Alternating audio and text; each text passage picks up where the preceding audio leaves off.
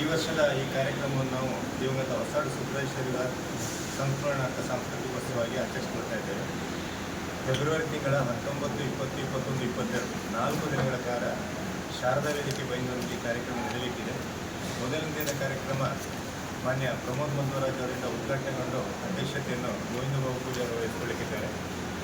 ಗಣ್ಯರ ಉಪಸ್ಥಿತಿ ನಡೆಯುವಂಥ ಉದ್ಘಾಟನಾ ಕಾರ್ಯಕ್ರಮದ ನಂತರದಲ್ಲಿ ನಮ್ಮ ಸುರಭಿಯ ವಿದ್ಯಾರ್ಥಿಗಳಿಂದ ಯಕ್ಷಗಾನ ಪ್ರದರ್ಶನ, ಕನಕಾಂಗಿ ಕಲ್ಯಾಣ, ಹಾಗೆ ಸುರಭಿಯ ಸದಸ್ಯರಿಂದ ಧರ್ಮಾಂಗದ ವಿಜಯ ಎನ್ನುವಂಥ ಯಕ್ಷಗಾನದ ಪ್ರದರ್ಶನ ನಡೆಯಲಿಕ್ಕಿದೆ. ಅಂತೆಯೇ ಎರಡನೇ ದಿನ 20/2/2026 ಶುಕ್ರವಾರ, ಆ ದಿನ ಅತ್ಯಂತ ಪ್ರತಿಷ್ಠಿತವಾದಂಥ ಬೈಂದೂರಿನ ಹಿರಿಮೆಯ ಒಂದು ಪ್ರಶಸ್ತಿ, ಬಿಂದುಶ್ರೀ ಪ್ರಶಸ್ತಿಯನ್ನು ನಾವು ಪ್ರದಾನ ಮಾಡಲಿಕ್ಕಿದ್ದೇವೆ. ಅದನ್ನು ಖ್ಯಾತ ರಂಗನಟಿ, ಚಲನಚಿತ್ರ ತಾರೆ ಹಾಗೂ ರಾಜಕೀಯದಲ್ಲೂ ಕೂಡ ತನ್ನನ್ನು ತೊಡಗಿಸಿಕೊಂಡಂಥ ಅಭಿನಯ ನೇತಾರೆ ಎನಿಸಿಕೊಂಡಂಥ ಶ್ರೀಮತಿ ಉಮಾಶ್ರೀ ಅವರಿಗೆ ಬಿಂದುಶ್ರೀ ಪ್ರಶಸ್ತಿಯನ್ನು ಪ್ರದಾನ ಮಾಡಲಿಕ್ಕಿದೆ. ಆ ಒಂದು ದಿನದ ವೇದಿಕೆಯಲ್ಲಿ ನಮ್ಮ ಮಾನ್ಯ ಶಾಸಕರಾದಂಥ ಗುರುರಾಜ್ ಗಂಟಿಹೊಳಿಯವರು ಇದ್ದಾರೆ. ಅದಲ್ಲದೆ ಪ್ರಶಸ್ತಿ ಪ್ರದಾನ ಸಮಾರಂಭದಲ್ಲಿ ಉತ್ತಮ ದಾನಿಗಳು ಮತ್ತು ಸಾಂಸ್ಕೃತಿಕರಿಗೆ ಪ್ರೋತ್ಸಾಹ ನೀಡುವಂಥ ಶ್ರೀಯುತ ಕೃಷ್ಣಮೂರ್ತಿ ಮಂಜರು ಉದ್ಯಮಿಗಳು ಕೂಡ ಆ ದಿನ ನಮ್ಮ ಜೊತೆಗಿದ್ದಾರೆ.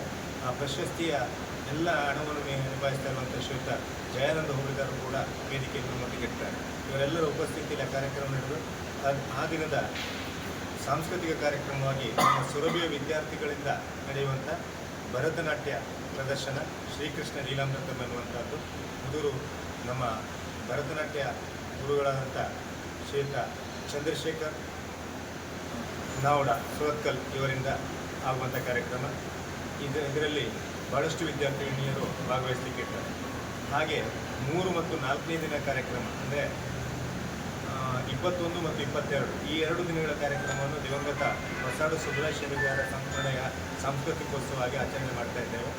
ಆ ಕಾರ್ಯಕ್ರಮದಲ್ಲಿ ನಮ್ಮ ವೇದಿಕೆಯಲ್ಲಿ ಶನಿವಾರ ದಿನ ಇರುವಂಥ ಗಣ್ಯರಂತ ಹೇಳಿದ್ರೆ ಮಾಜಿ ಮುಖ್ಯಮಂತ್ರಿಗಳು ಹಾಗೂ ಕಾಂಗ್ರೆಸ್ನ ಧುರೀಣಿ ನಡೆಸಿಕೊಂಡಂಥ ಡಾಕ್ಟರ್ ಎಂ ವೀರಪ್ಪ ಮೊಯ್ಲಿಯವರು ಬೈಂದೂರಿಗೆ ಆಗಮಿಸಲಿಕ್ಕಿದ್ದಾರೆ.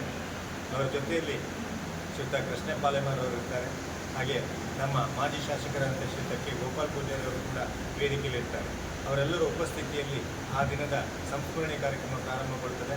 ಅದೇ ದಿನ ನಡೆಯುವಂಥ ಸಾಂಸ್ಕೃತಿಕ ಕಾರ್ಯಕ್ರಮಕ್ಕಾಗಿ ಕರ್ನಾಟಕದ ಮತ್ತು ದೇಶದ ಹೆಸರಾಂತ ಹಾಸ್ಯ ಕಲಾವಿದರೆನಿಸಿಕೊಂಡಂಥ ಮಾನ್ಯ ಪ್ರೊಫೆಸರ್ ಕೃಷ್ಣೇಗೌಡರು ಅವರ ತಂಡದೊಂದಿಗೆ ಬಂದು ಬೈಂದೂರಿನಲ್ಲಿ ನಮ್ಮ ಹಾಸ್ಯ ಸಂಜೆಯನ್ನು ನೆರವೇರಿಸಿಕೊಳ್ಳಲಿಕ್ಕಿದ್ದಾರೆ.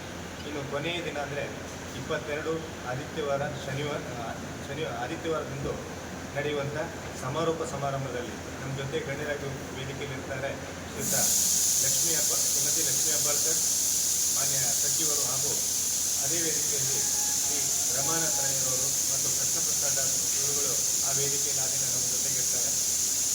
ಅಂದಿನ ಕಾರ್ಯಕ್ರಮವಾಗಿ ಹೆಸರಾಂತ ನಾಟ್ಯ ಕಲಾವಿದರೆನಿಸಿಕೊಂಡಂಥ ಸನಾತನ ನಾಟ್ಯಾಲಯ ಮಂಗಳೂರು ಇವರಿಂದ ಸನಾತನ ರಾಷ್ಟ್ರಾಂಜಲಿ ಎನ್ನುವಂಥ ಒಂದು ಕಾರ್ಯಕ್ರಮವು ಕೂಡ ಜರುಗಲಿಕ್ಕಿದೆ.